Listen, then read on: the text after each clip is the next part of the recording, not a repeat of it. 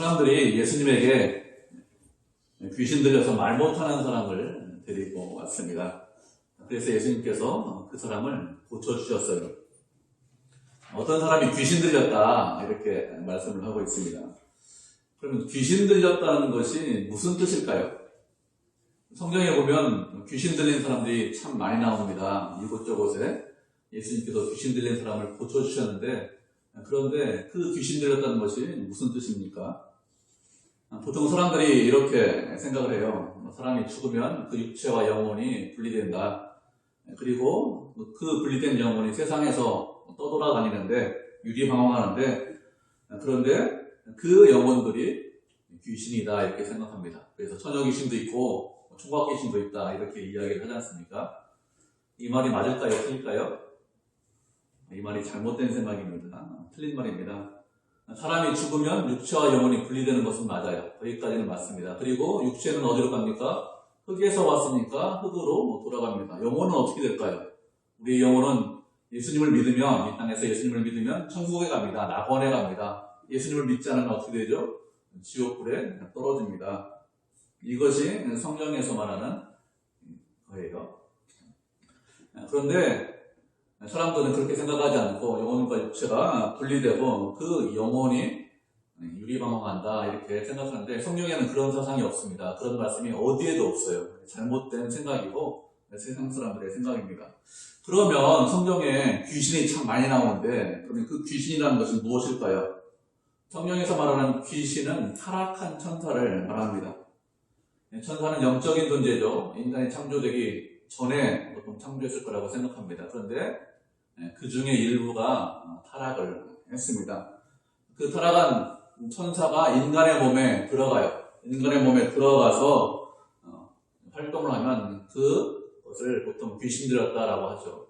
천사이기 때문에, 영적인 존재이기 때문에 인격을 가지고 있습니다. 지식도 있고 의지도 있고 감정도 있고 여러 가지가 다 있습니다.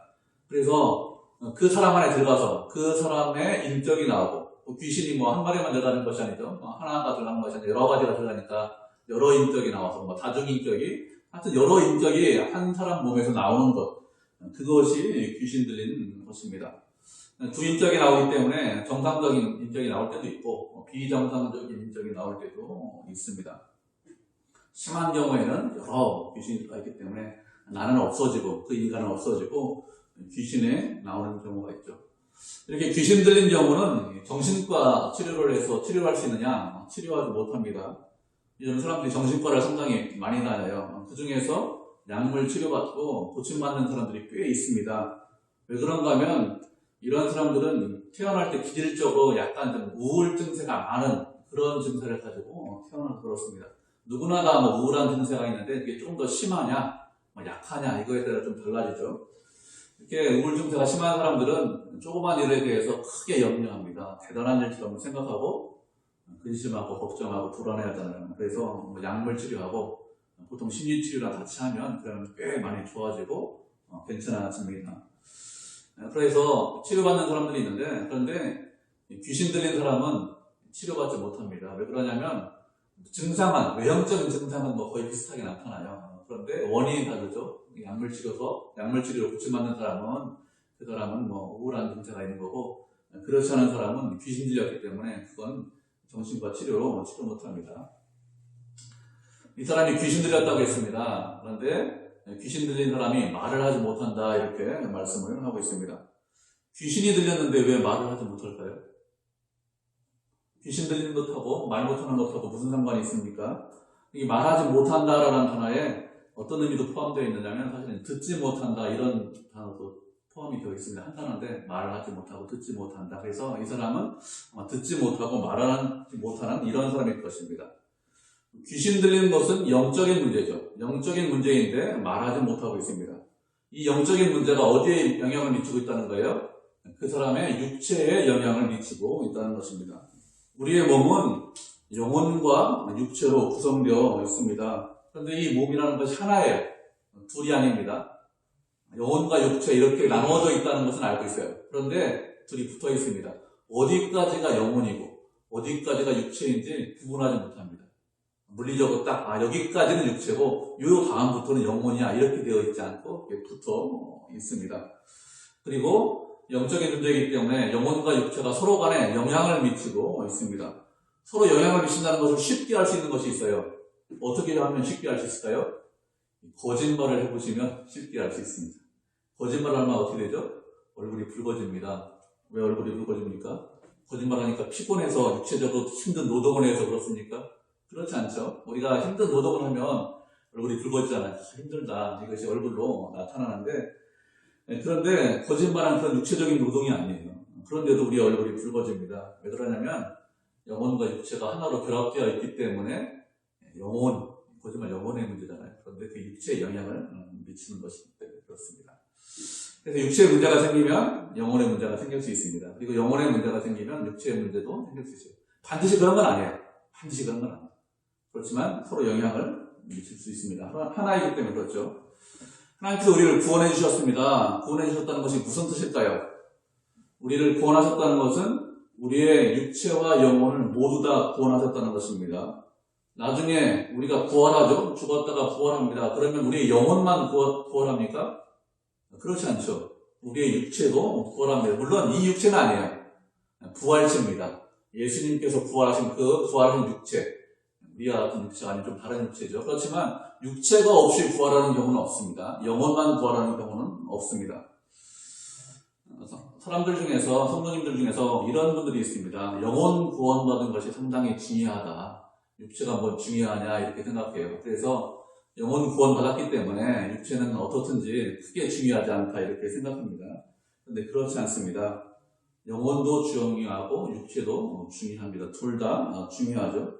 우리를 구원하신 것은 우리의 영혼과 우리의 육체를 모두 다 구원하셨기 때문에 그렇습니다. 그래서 우리가 병에 걸리면 어떻게 됩니까? 병에 걸리면 기도하셔야 돼요.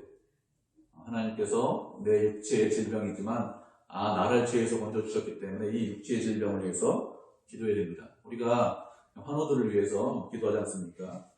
기도하다 보면 현대의학으로는 못 고치는 그런 질병을 가지신 분들이 있습니다. 그래도 기도를 해야 됩니다. 하나님께서 고쳐주실 수 있기 때문에 그렇죠. 사람이 왜 병에 걸릴까요?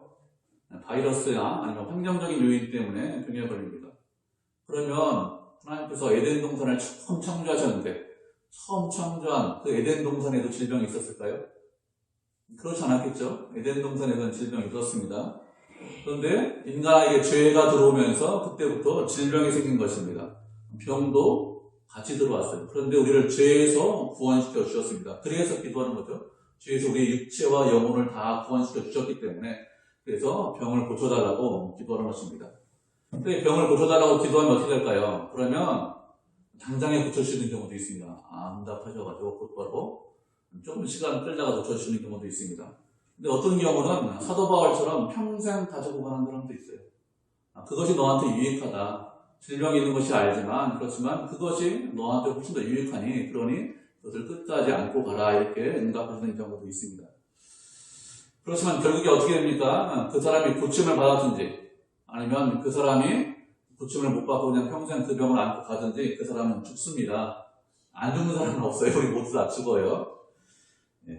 그렇게 죽고 나서 나중에 부활하는데 부활한 육체를 받아서 그렇게 부활합니다. 이렇게 인간의 몸과 영혼은 모두 다 중요합니다. 그래서 몸도 건강하고 육체도 건강하고 영혼도 건강한 것이 중요하죠. 우리가 어떤 교회를 표방하고 있습니까? 건강한 교회다 이렇게 표방을 하고 있는데 건강한 교회 어떤 교회죠? 우리의 육체도 건강하고 우리의 영혼도 건강한 그런 교회가 건강한 교회입니다. 그렇게 건강한 교회, 건강한 성도가 되는 것이 하나님의 뜻입니다. 사람이 귀신 들려서 이 사람이 귀신 들려서 말하지 못합니다. 말하지 못하는 사람을 예수님에게 데려왔습니다. 그러자 예수님께서 그 귀신을 쫓아냈습니다. 그래서 말도 하고 들을 수 있게 되었습니다. 예수님께서 이 땅에 오셔서 가장 크게 하신 일이 무엇이죠? 우리의 죄를 위해서 십자가를 지신 것. 그것은 가장 큰 일입니다. 근데 십자가만 지시기 위해서 오신 것은 아니에요.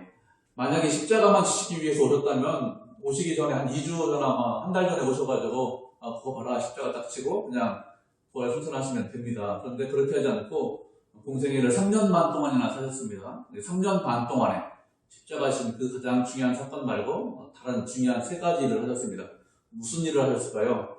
35절을 보면 무슨 일을 하셨는지 말씀하고 있습니다. 이곳저곳에 돌아다니시면서 가르치셨습니다. 제자들과 사람들을 가르치셨어요. 그리고 두 번째 하신 일이 무엇을 하셨습니까? 복음을 전파하셨습니다. 세 번째는 무슨 일을 하셨죠? 세 번째니까 모든 병든 것들과 약한 것들, 우리가 병들고 약한 것들을 고쳐주셨다 이렇게 말씀하고 있죠. 약한 부분이 있죠. 심리적으로, 영적으로 약한 부분도 있고 육체적으로 약한 부분들이 있는데 이런 것들을 다 고쳐주셨습니다. 이렇게 병자를 고쳐주시고 가르치시고 복음 전파하신 것, 이것이 예수님께서 이 땅에 하신 3대 주요한 사역입니다. 우리가 말씀을 한 구절 살펴보도록 하겠습니다. 이사야 35장 5절로 10절까지 말씀 살펴보죠. 이사야 35장 5절로 10절입니다.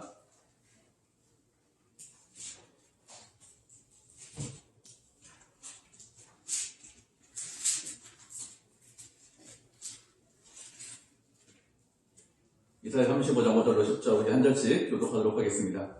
그때 소경의 눈이 밝을 것이며 귀머거리의 귀가 열릴 것이며 그때 저는 가슴같이 돋으며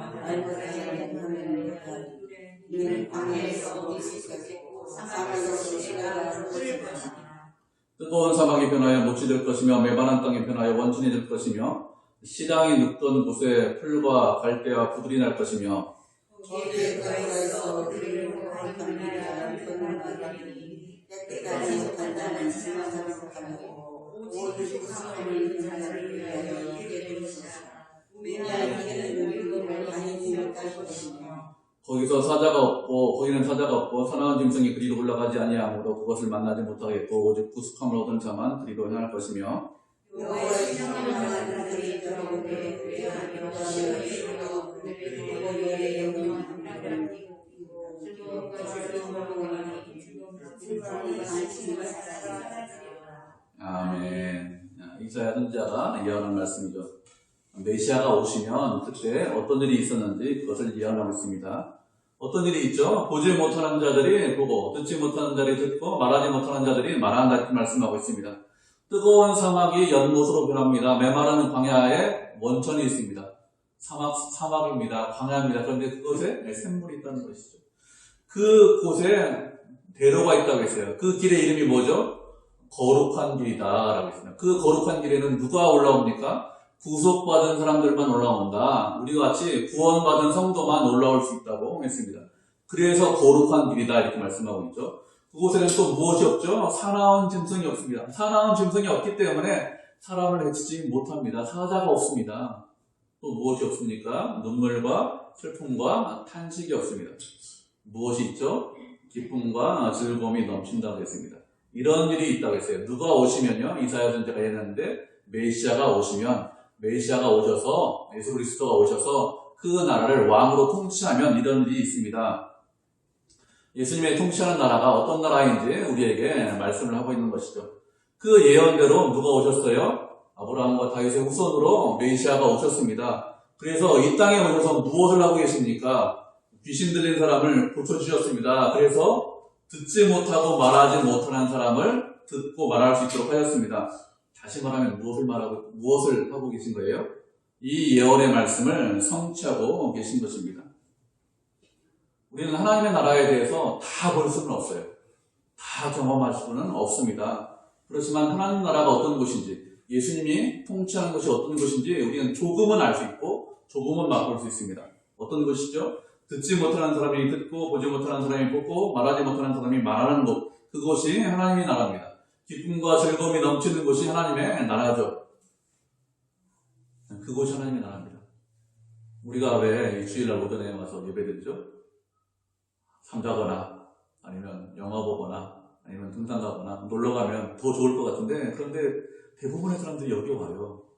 졸아도 여기 와서 졸아요. 왜 그럴까요? 이곳에 와서 졸아야 마음이 편하거든요. 평안이 있습니다. 하나님 나라를 우리에게 조금 맛보여 주셨기 때문에 참 평안이 무엇인지, 참 기쁨이 무엇인지 우리에게 말씀하셨기 때문에 그렇습니다. 예수님이 다시 오시면 완전한 하나님 나라가 완성되겠죠? 거기에 병자가 있을까요? 거기에 아픈 사람이 있을까요? 우리에게 약한 사람이 있을까요? 그렇지 않습니다. 예수님이 다시 오시면 기쁨과 즐거움이 넘치는 그런 나라가 되겠죠. 그리고 그 나라의 백성으로 거룩한 성도들이 우리들이 모여서 하나님을 예배하고 찬송하고 있을 것입니다. 그런데 지금은 그런 곳은 아니에요. 지금은 아직까지 완성되지 않았습니다. 하나님 나라가. 예수님께서 이 사람을 고쳐주셨습니다. 그래서 하나님의 나라가 어떤 곳인지 우리에게 보여주시고 말씀하고 있습니다. 그렇게 듣지 못하고 말하지 못하는 사람을 고쳐주셨습니다. 고침받아서 말할 수 있게 되었겠죠. 분명히 말할 수 있다고 했습니다. 무슨 말을 가장 먼저 했을까요? 여러분 생각해 보셨어요? 무슨 말을 가장 먼저 이 사람이 했을까요?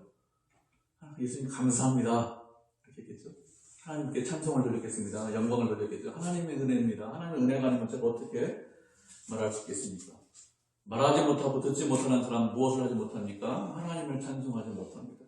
어떤 사람이 하나님을 찬송할 수 있을까요? 어떤 사람이 예수님을 높일 수 있습니까? 듣고 말할 수 있는 사람이 예수님을 높이고 하나님을 찬송할 수 있습니다. 그러면 무엇을 들어야 될까요? 하나님의 음성을 들어줘야 됩니다. 예수 그리스도의 음성을 그래야 하나님을 찬송하고 하나님을 높일 수 있습니다. 예수 그리스도의 음성을 듣지 못하고 하나님의 음성을 듣지 못하는 사람 어떻게 합니까? 하나님을 찬송하지 못하겠죠. 그러면 어떻게 해야 하나님의 음성을 들을 수 있습니까? 음성을 들을 수 있는 일반적인 방법이 무엇이죠? 첫 번째는 예배 시간에 예배 드리면서 하나님의 음성을 들을 수 있습니다.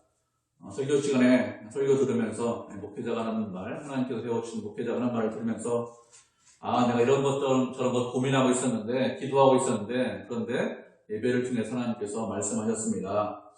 그래서 제가 문제를 해결받았습니다. 이런 경험 다 있으시죠? 그래서 말씀을 들을 수 있습니다. 또 어떤 경우가 있죠? 하나님의 말씀을 묵상하시면서 하나님의 음성을 들을 수 있습니다. 말씀을 읽고 묵상하면서 성경을 깨달을 수 있습니다. 또 세 번째는 무엇이 있습니까? 기도하면서 하나님께서 이렇게 말씀하시는 것 같아, 이렇게 응답하시는 것 같아, 이렇게 기도하면서 하나님의 음성을 듣는 경우가 있습니다. 하나님의 음성을 그래야 하나님을 찬송할 수 있습니다. 또 어떻게 될까요? 하나님의 음성을 잘 분별할 수 있어야 됩니다.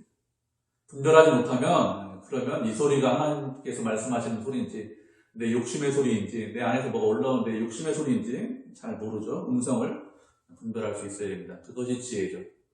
하나님의 음성을 듣는 것이 분별 전에 듣는 것이 우선입니다. 예배는 여러분 잘 들으시기 때문에 크게 문제가 없어요. 예배 시간에 크게 문제가 없기 때문에 특별히 말씀 안 드리겠습니다. 두 번째, 하나님의 음성을 듣는 것이 하나님의 말씀을 묵상하는 것이라고 했습니다. 어떻게 하면 하나님의 말씀을 묵상하면서 하나님의 음성을 들을 수 있을까요? 하나님의 말씀을 묵상하면서 하나님의 음성을 잘 못 듣는다, 어렵다고 합니다. 왜 그런가 하면 훈련받지 않아서 그렇습니다. 보통 어떻게 하셔야 되냐면 한 장 말씀을 쭉 읽으세요. 읽으시고 그 다음에 하나님 제가 이 말씀을 읽었는데 이 말씀에서 저한테 하고 싶은 말씀이 무엇입니까? 과연 지금 저한테 말씀하실 거라고 하는데 그 말씀이 무슨 뜻인지 저 모르니까 좀 깨닫게 해주십시오. 이렇게 하면서 그 말씀을 읽고 또 깨닫게 해달라고 기도하고 어떻게 합니까? 계속해서 묵상하셔야 돼요. 묵상하시고 아침 먹고 읽고 또 묵상하시고 회사 출근해서 또 이 말씀 했는데 이게 무슨 뜻이냐, 또 점심 먹고 묵상하고 저녁 때 이게 무슨 뜻이냐, 이렇게 계속해서 묵상하면 그러면 누구나 다 알 수 있습니다. 누구나 다. 목회자만 하는 거죠. 목사님만 하시는 것이죠. 아닙니다. 누구나 다 알 수 있습니다. 근데 어려워해요. 왜 어려울까요? 생각하기 싫어서 그렇습니다. 생각하기 싫은 사람, 목사님께서 설교하시면 그 설교 듣지 뭐를, 이러면 어려워요. 그렇지 않고 내가 생각하려고 하면 하나님께서 나한테 원하시는 것이 무엇이냐, 이것을 알려고 하면 그러면 어렵지 않습니다. 생각하면, 묵상하면 누구나 다 알 수 있습니다. 말씀이 그렇게 되어 있잖아. 보지 못하는 사람이 보고, 듣지 못하는 사람이 듣고, 그리고 말 못하는 사람이 말한다 이렇게 말씀되어 있어요. 말씀대로 되잖아요. 누구나 다 할 수 있는 거예요. 그렇지 않습니까? 말씀이 그렇게 되어 있기 때문에 누구나 다 할 수 있습니다. 그래서 말씀 묵상하시면서 그렇게 하면 하나님의 뜻을 알 수 있습니다. 또 하나는 기도하면서 하나님의 음성을 듣는데, 기도는 여러분 잘 하시기 때문에 크게 말씀 안 드리겠습니다. 분명히 개인적인 기도 시간을 갖고 계셔야 됩니다.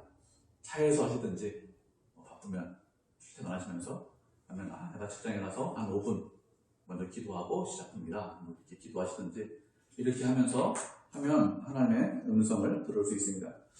이렇게 예수님께서 말하지 못하는 사람을 고치셨습니다. 그랬더니 사람들이 어떻게 했습니까? 사람들이 아주 놀랍게 여겼습니다. 그렇죠. 놀랍게 여기겠죠. 야, 이런 일이 어딨냐. 이게 뭐, 못 보던 일이다. 어떻게 귀신이 나가는데 말하고 듣느냐. 뭐 이렇게 하면서 놀랍게 여겼습니다. 그런데 바리새인들은 어떻게 했습니까? 바리새인들은 놀랍게 여기지 않았어요. 대신 무엇을 하겠습니까? 이 사람이 귀신의 왕을 의지해서 그래서 쫓아내는 거야. 이렇게 하면서 예수님을 비난했습니다. 바리새인들 어떤 사람들이죠? 바리새인들은 하나님의 말씀을 잘 알고 있는 사람들입니다. 자칭 하나님의 말씀에 대해서 잘 알고 있고 스스로도 내가 일반 사람들보다, 세상 사람들보다, 주변에 있는 사람들보다 하나님 말씀을 잘 순종한다, 이렇게 생각하는 사람들이 바리새인들입니다. 그렇기 때문에 이 바리새인들이 어떻게 반응해야 될까요? 당연히 놀랍게 여기죠. 그래, 이건 있을 수 없는 일인데 정말 놀라운 일이다, 이렇게 해야 됩니다. 그리고 또 그것으로 끝나는 것이 아니라 어떻게 되죠? 그래, 이분이 메시아야.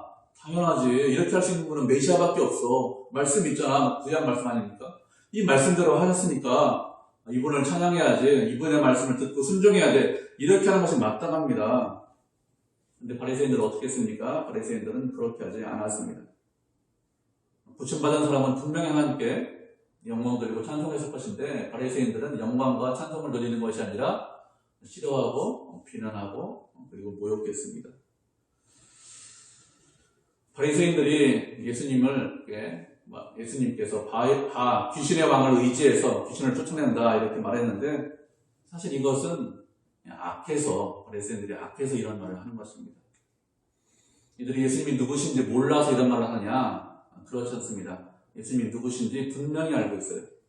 바리새인 중에 니고데모라는 사람이 있습니다. 니고데모가 예수님을 찾아와요. 밤중에 찾아와서 당신은 분명히 메시아입니다. 이런 이야기 하지 않습니까? 이제 언제 찾아왔을까요? 공생의 기간 중에서 사역 초기에 찾아왔습니다. 예수님께서 공생애를 시작하시고 채 6개월이 되지 않고서 찾아왔어요. 요한복음에 있는 말씀이 사역 초기 말씀인데 그때 찾아와서 벌써 당신은 메시아입니다. 이렇게 했습니다. 그 사람이 바리새인입니다. 니고데모가 어떻게 예수님이 메시아인 줄 알았습니까? 젊은 납배가 나와서 이적도 행하고 그리고 말씀도 가르치고 그것을 잘 자세히 봤겠죠. 관찰하고 있어서 보니까 어떻게 하죠? 이분이 메시아다라는 것을 알고 있는 거예요. 그렇기 때문에 바리새인들이 모르느냐? 모르지 않습니다. 잘 알고 있습니다. 그렇기 때문에 바리새인 정도 되면은 예수님에 대해서 뭐라고 해야 돼요?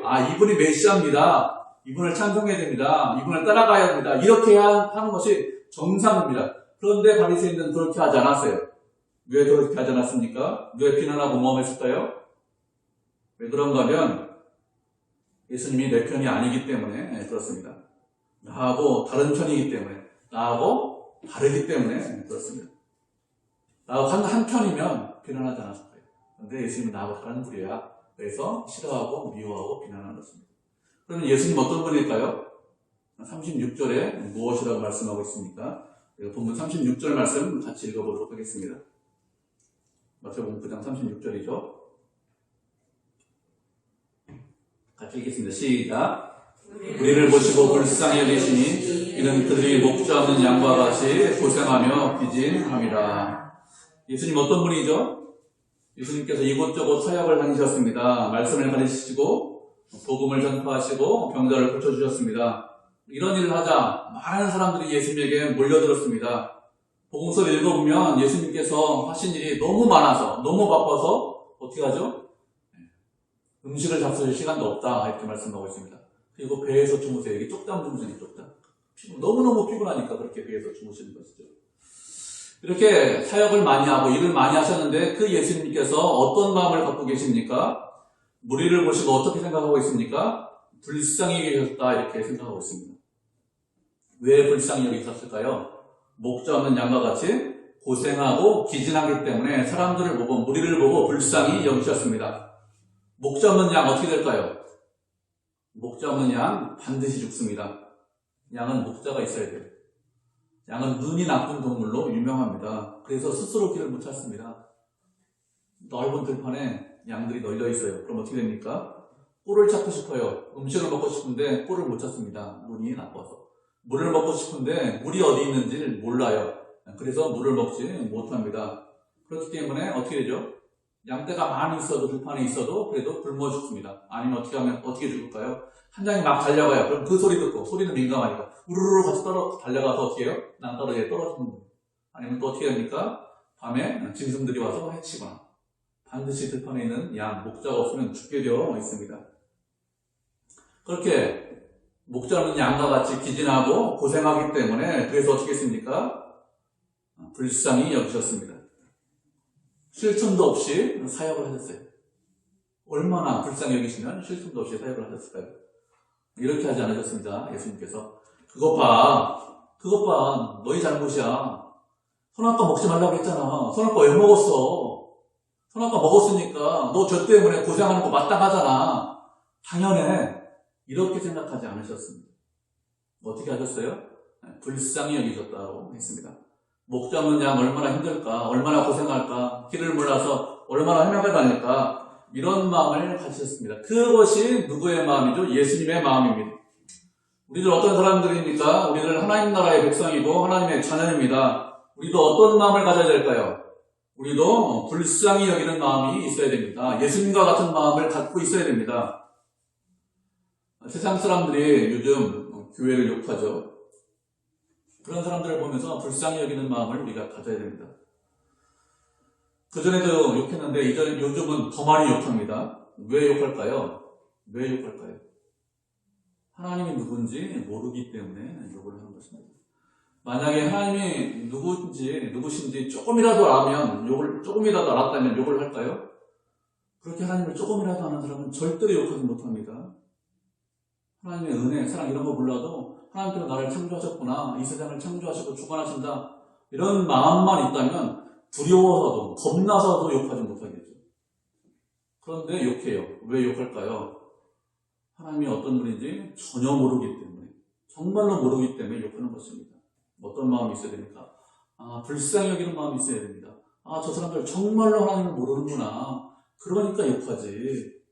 정말 조금이라도 알고 있으면 그러면 욕하지 않을 텐데 정말로 몰라. 불쌍한 사람들이다. 이렇게 생각해야 됩니다. 그렇게 세상 사람들을 불쌍히 여기고 뿐만 아니라 누구를 불쌍히 여기게 됩니까? 내 주변에 있는 사람들을 불쌍히 여기셔야 됩니다. 내 직장에서 만나는, 내 가정에서 만나는 사람들을 불쌍히 여기셔야 됩니다.